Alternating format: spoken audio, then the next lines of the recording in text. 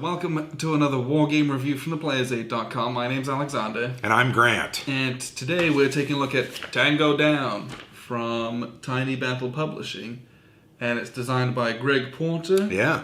And this is... What other games did Greg Porter do? He did Armageddon War. Armageddon War. One of the best games of 2018, according to us. It was my pick. Yes, I think I had it pretty high up there. Second or third? Yes. Third?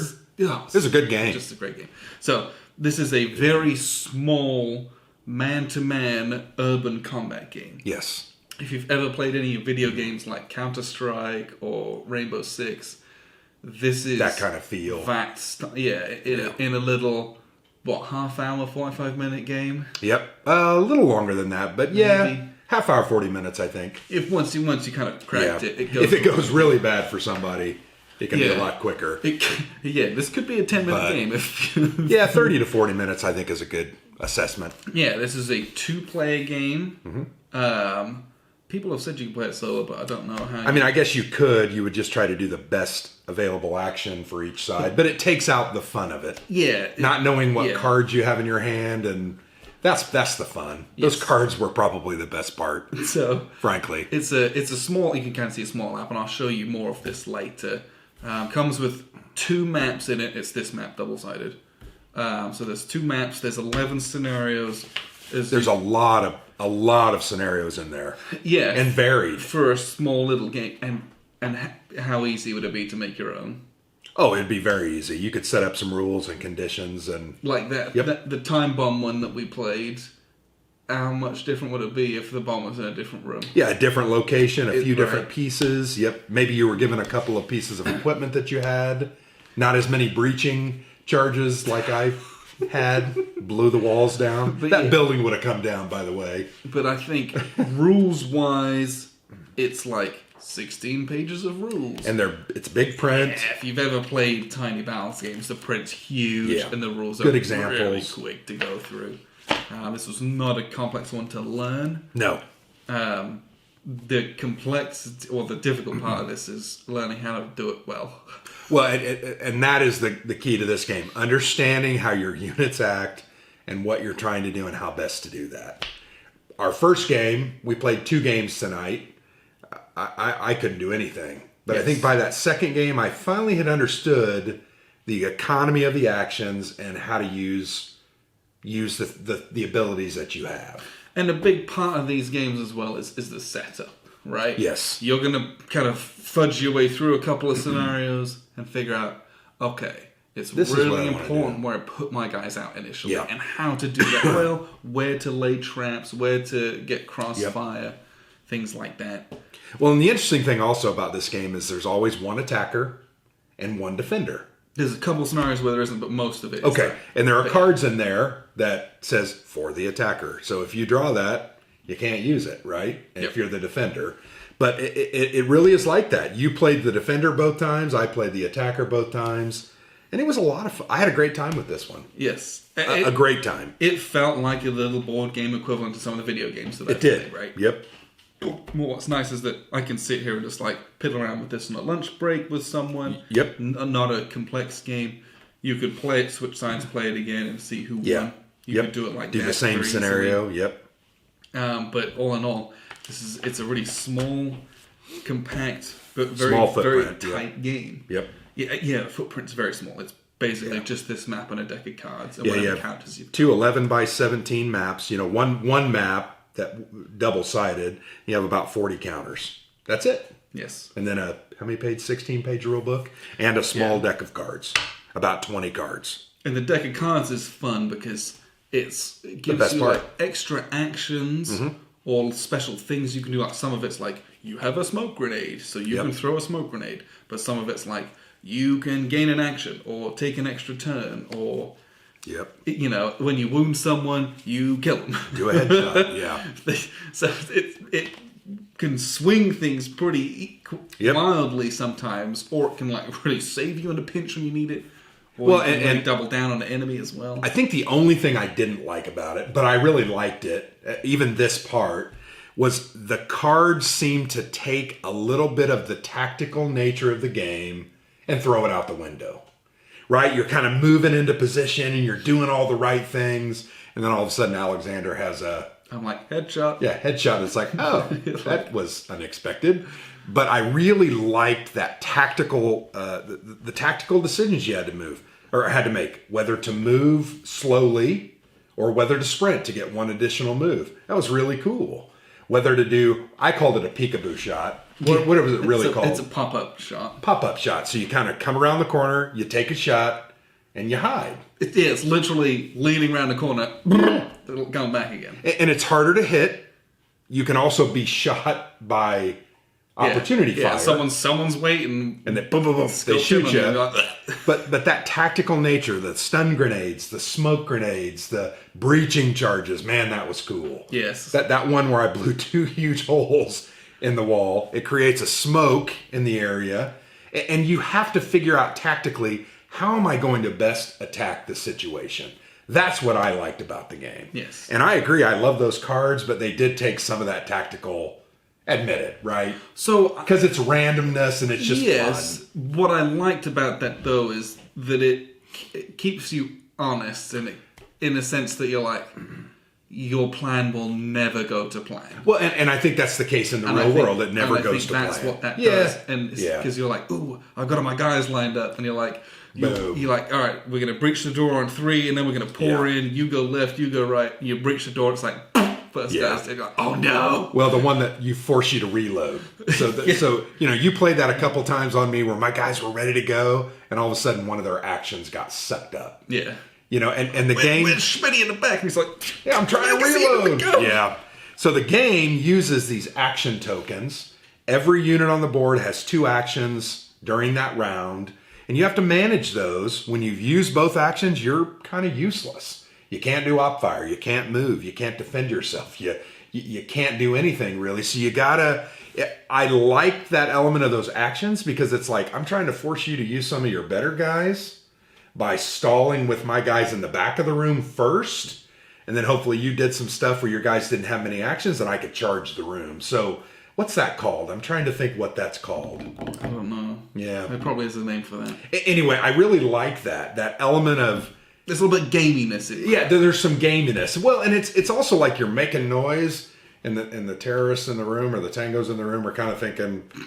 Tangos. Yeah, right. Tangos in the room are trying to think, well, what's going on over here? And there's nothing going on over there. But I don't know. I like that action economy. I thought that was very well done. And the cool part about this deck of cards, sure, it's got all these cool actions in it, but that's also the turn length. Yes. So there's 2 cards in this little small 18 card deck. End turn. And they both say end turn on it. So the first one does nothing. But as soon as you pull the second one from the remaining part of the deck, the turn immediately ends. Yeah. You don't, like, I pull my card and do my action. Yeah. You pull that card, you don't even do your action. So you're like, oh. Yeah. And that ends the turn. Everyone kind of clears off their actions. You lose all the cards that you'd been stockpiling. Apart from one. But right. But that was the worst part. So sometimes you're like, oh, I got to play this card just because I know that end turn card is coming up.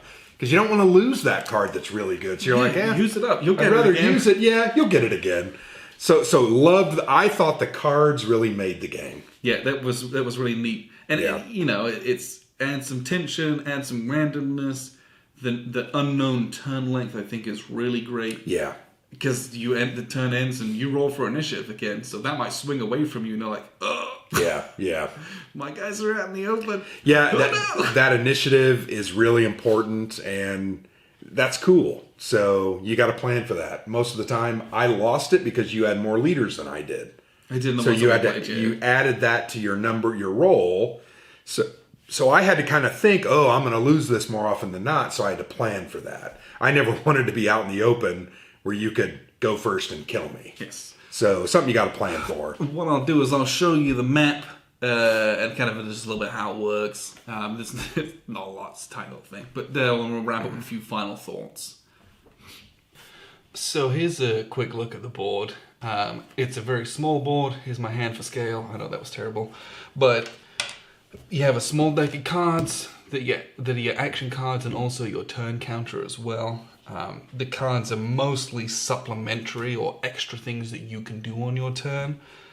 Because the crux of of the game is an I go, you go type system based on an initiative roll. So you roll for initiative, I roll a d6, you roll a d6, whoever's got the highest goes first. It's modified by the number of leaders you have on the board. So here the Tangos have one leader and the Spec Ops don't have any. So the Tangos in this one have the initiative. It's really simple. And then they choose to activate a guy. And the guy can either move and expend movement points, or he can do an attack, or he could do a couple of other special little bits and pieces. So if you look at the unit here, really simple. He has an arrow pointing upwards, that's his facing. That's really important because you can be flanked from behind and shot in the back. The top number is his skill value, that's his modifier to attack. And his middle value is his movement value. You can expend one action to move half movement, rounded down, or you can spend 2 actions to move your full movement. And the bottom number is it's a protective number. It's not necessarily your defensive value. Your defensive value is based on effective range. That provides the hit number to attack, and we'll get there. That bottom number is an extra buffer on top of that value, at which you might not take a wound, you might just be kind of put out of action. So there's a bunch of scenarios in this one. We've played a few of them, and this one, it was a case of there was a time bomb and the Tangos had set up and they were trying to defend this until it went off. And the Spec Ops had to come in and try and defuse the bomb. And there were rules about doing that. So, as you can imagine, this is a very tight, Fast and Furious style game. You're literally trying to run in, and very much like Counter-Strike Global Offensive, it's run in, pop, pop, pop, pop, pop. People die really quickly, or they get suppressed really quickly, and you go for your objective and you hope to do it before things get really, really ugly. Movement is quite simply moving around corners, changing your facing, trying to get yourself into advantageous positions. Attacks are done with 2d6. So for example, we'll just do a kind of a little attack here. This guy is going to shoot him. You just count the number of spaces between them as their range. 1, 2, 3, 4. And then I have to roll a 4 to hit them, because there's no kind of obstructions in between them. That's a pretty easy shot to make. I also add my skill, which is a 1, to the die roll. So really, I'm trying to get... Snake Eyes is an auto miss, so don't do that. That's very bad.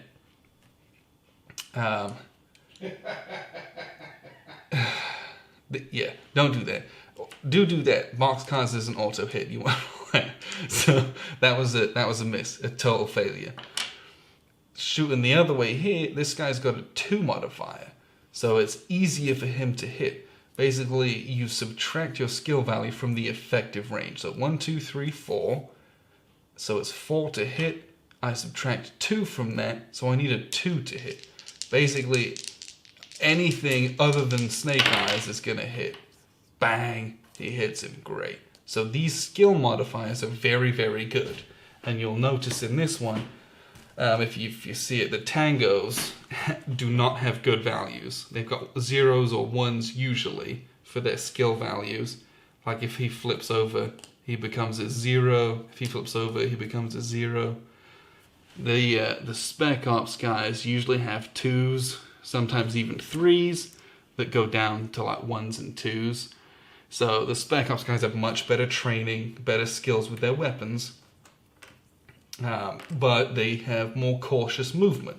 So they have a movement of 4 typically, whereas the Tangos usually have 5s because they're kind of running around desperately trying to hang on and achieve victory from the jaws of defeat half the time.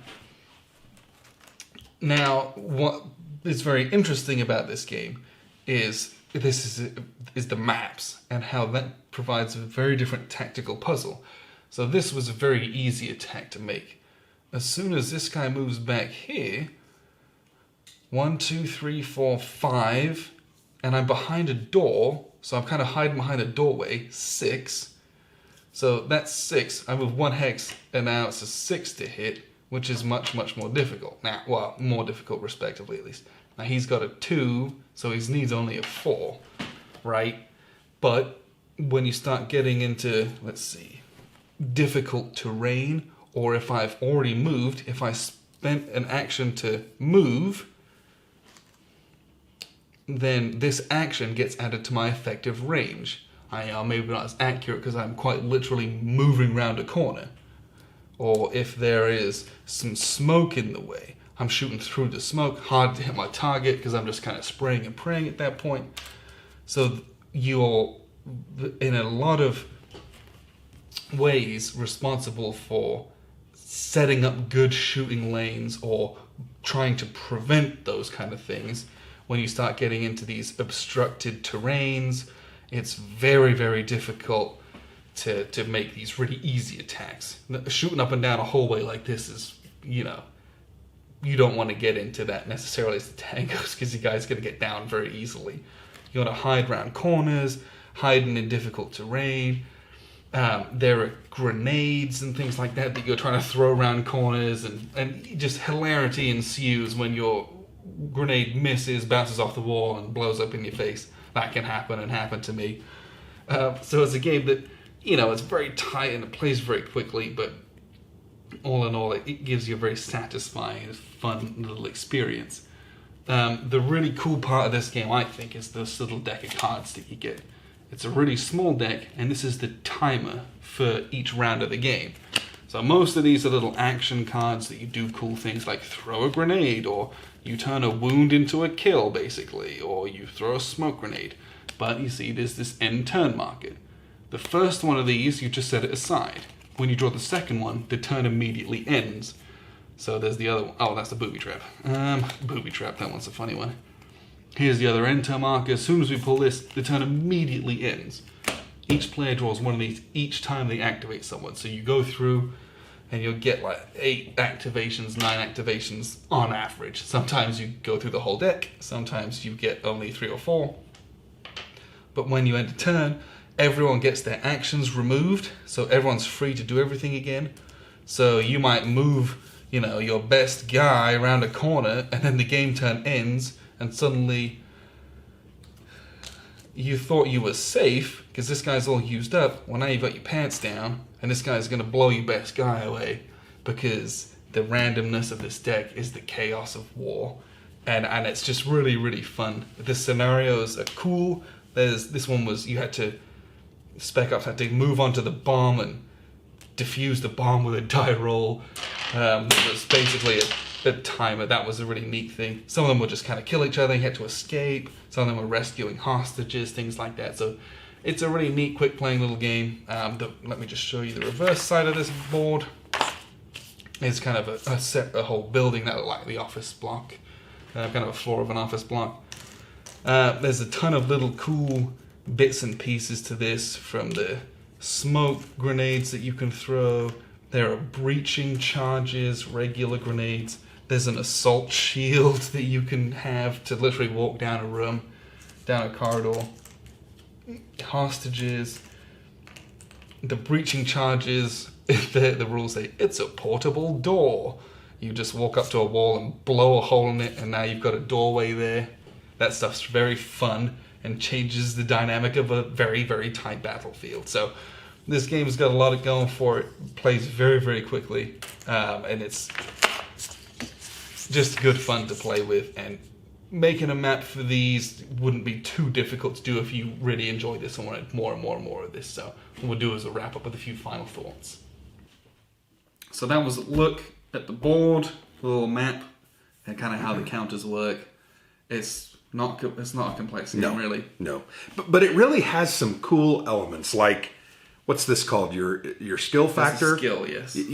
My guys were better with their guns. They were just better than the Tangos. They got good yeah. So you use that, adding, it's actually subtracting. Yeah, you subtract from what you need to hit from the effective range, right? Which was your to hit roll. Yeah, which that was a good element. I really liked that. Your guys were atrocious, so I I knew you weren't getting those advantages, so I could be a little more risky. But then on your end, you were really planning for that, trying to get up close. Yes. Or taking your peekaboo shots. Well, my guys had better movement than yours. Yes, they did. So in the scenario where I was trying to vacate the building, I'm just like, we're gonna leg it. Run. Just running, and I could outrun you. And the variety in the scenarios is really cool. There are hostage situations, that ticking time bomb. The time bomb was so cool. The first one we played was just kind of, the tangos had to run out of the building or run to the second floor. There's just 11 scenarios in this game. On 2 maps. And I think this is a $20 game. So I feel like this is a really high value game that you're going to get a lot of plays out of. Well, and I think the maps are just, here's a building layout with a grid overlay. I guarantee you can find maps like this online for and make your people own made scenarios for RPGs or for other games like this. Or I'm sure someone will sit here and just make a bunch of these. Yeah. Because you could put the scenarios onto basically any other maps and just kind of work it out. You know, you could, if you were so inclined, make this game even bigger than it already is. Yeah. So I think this is a really cool 2-player game that really is fairly easy, and it's really fun. Yeah. I had a great time playing this. It's bloody as hell. You move in, flashbangs going off left, right, and center. Everyone's shooting each other to death, and then someone wins at the end. But I always like games that use those tactical combat elements, like, Combat Commander, one of our favorite games, because you use smoke, you use scoot and shoot, you use opportunity fire. This is really important to understand your lines of sight, what you can and can't shoot through. That was my one complaint. I felt like the map, at times, the colors weren't as clear. Like you can look on this one. The colors are kind of hard to me to tell whether that's a wall sometimes. But that's just me. I'm old. This side of it is darker than the other. The other side is lighter. Yes. Let's flip that over. And you showed them during the... Yeah, it's easier to tell on that. This side was much easier to see. The other one's kind of like lots of grey-green, so I understand that. But yeah, a great game. I really had a good time playing this one. Yeah, this is a cheeky little game. Doesn't cost much. Nope. Little magazine. I mean, it's just you sit down with one other person, don't need to have your whole group together, play it a couple of times. Yep. Great way to spend an evening. And this would be a good game that you could throw in your suitcase when you're going on vacation, or you can play it with your kids. I think you can play it with your friends. You and I, when we go on vacation this summer, this would be a great game to throw in. And small footprint, quick to set up, fun to play, and in 30, 40 minutes you're done. And that's an interesting point you made there. This might be a good way to attract video gamers to wargaming. Because it feels that way, doesn't it? Because a lot of people have played this style of game online. Yeah. Like you said, Rainbow Six and, those kind of games... That's really what this is. You're like, hey... It's a 2D version of that. Yeah, you're like, oh man, let's just play this game. You might like it. It's just it's like Counter-Strike. Right. And then you play it and they're like, oh. And then suddenly you're playing SPQR or Ancients. That might be a stretch. But this definitely could be one of those games that would draw, for instance, my teenage son into war games. Loves video games. We've tried with board games. He just has never really been into it. I think he might like this one. So I had a good time with this. Yes, I really did. With this. So this is Tango Down from Greg Porter. Turns out to be a great designer. Yeah, he does a good job. And did he do that zombie war game as well? Was that Greg Porter? I don't remember. Maybe I shouldn't have said that if I wasn't sure about that. But anyway, he's a great designer. He does some good games. He's hitting it out of the park at the moment. This is a fun little game. Yep. Totally recommend this one, especially for like a light lunch game. Yeah. Something like that. 30, 40 minutes, you're done. Cool little theme, quick and dirty game. Yep. So well, and you mentioned lunch. This is like eating a Big Mac. It's fulfilling. You're going to eat this and you're going to feel, you're going to play this. And I'm like, I'm satisfied. Some games, sometimes short games, we're like, that wasn't necessarily satisfying. There wasn't much of a game there. This has got a good game. Yeah, this is a good game. So, sorry I interrupted you. You were trying to close. No, but that's what I liked about this. Mm-hmm. I want a quick playing scenario. We get in, we blow each other up. Yep. Someone wins. And that's exactly what this does. You've got some thought to put into this, but if you can execute your plan and make the cards work to your advantage, you're going to have a good time with this. And production value for a polybag game is fantastic. pre-rounded counters. Yes. Didn't have to clip them. I love to clip, but they're very clean, very clear, not a lot of information. Very, very well done. So that's Tango Down from Tiny About Publishing. Check it out. It's a very cheap game. Yeah. But you get a hell of a lot in there. I think so. And that's a big credit to it. So, yep. Appreciate you guys tuning in. I've been Alexander from theplayersaid.com. And I'm Grant.